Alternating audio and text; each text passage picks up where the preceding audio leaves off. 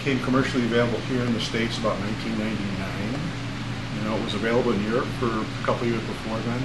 And it was actually the master's thesis of like industrial engineering student in like Alberta, Canada.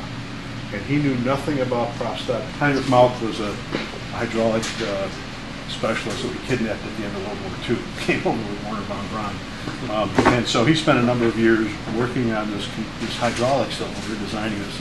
It was an exquisite piece of engineering because it was just valves and grooves and a piston.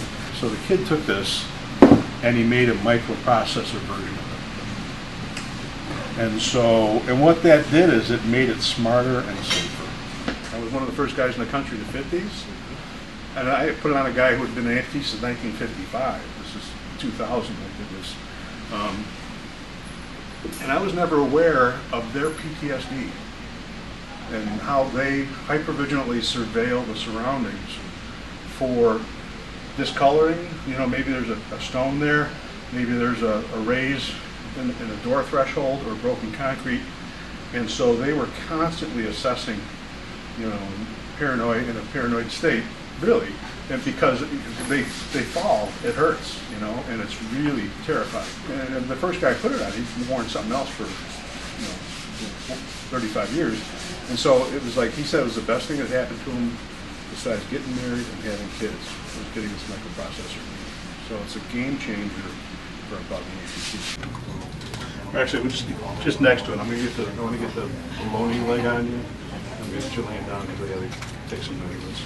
That looked a little better, huh? Yeah. Are you glad to be off of war duty? Yeah. You got to get the length of the stab. You got to get both legs the same length to get them going. And so this is what I'm doing right now. Yeah. I'm seriously going to be making this quite a bit shorter. So this is just a starting place here.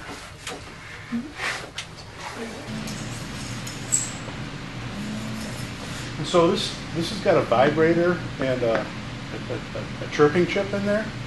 And so that's part of the self-diagnostic and part of the warning system for the patient.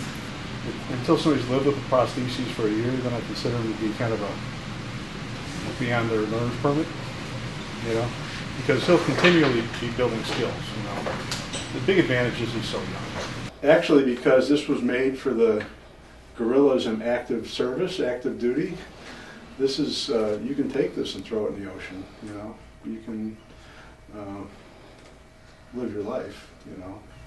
This has got a tremendous amount of individually programmable features, and some of the stuff you can download an app on your phone for changing some of the programming in this knee. We're not going to cover any of that today. We're just going to get you walking, okay? All you got to worry about is just putting this on a walk, okay? Okay, so it knows when it's safe to unlock. Right now, it knows it's not safe to unlock because your center of gravity back here. If it unlocked, the knee would buckle. You'd lose control. So there's nothing that I'm going to do to him with these that's natural. These are artificial limbs. These are prosthetics. And so, you know, if you started out learning how to play the guitar 8 hours a day, you'd cut your fingertips off. You know, the callus has got to build up. I look for symmetry and toe out as he's walking. I don't expect to see a great foot-over-foot gait pattern here yet today, but he may surprise us, being the star athlete that he is. Don't push it. And you always like performing in front of a crowd, don't you? Not really. Okay, shorten the left side some, okay? Just have a seat. I don't expect you to be using the walker one mode today yet. Please. But, so let's stand up and see what we're at here.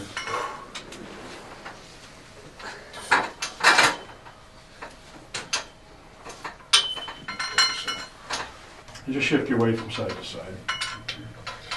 I'm just getting an idea what it takes to get that knee to straighten out. And, so bring the right foot forward a little bit. And that'll make it easier for you to get that knee back to hinge.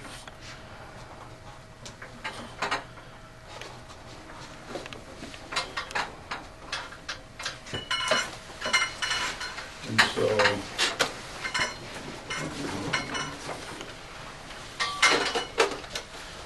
little baby steps.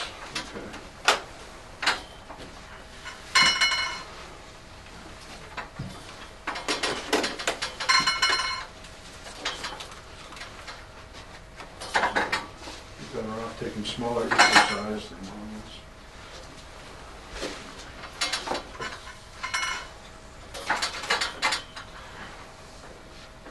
So, this is awesome. So it's going to take some getting used to. You got some work cut out for you. You got your learner's permit. Yeah. It's like I have to lean forward to get that knee dead straight. Mm-hmm. Backwards, it like freaks out and it gives out and it's weird. Yeah. Get that way. Go ahead and sit. I want to sit. Okay. Well, you're not gonna go back first. Yeah, I can. That's fine. So this is just a starting point. Like I said. Backwards. I'm going.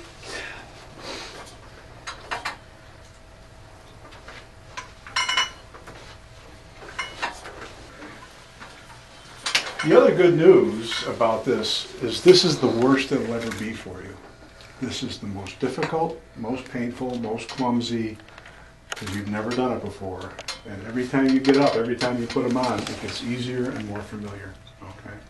And you'll just build skills. You know, your learning curve is not really a curve, it's a mountain. You'll get real good pretty quick here, but you just gotta get your muscle tone back and just... Look good, Collin. So, I mean, really, you couldn't be doing any better, okay? I wouldn't be like I said, this is, you're playing with them. I thought it was going to be a lot harder and hurt a lot more. Really? That's why I was so nervous and scared. It's crazy. It's crazy. 2 months, that's it.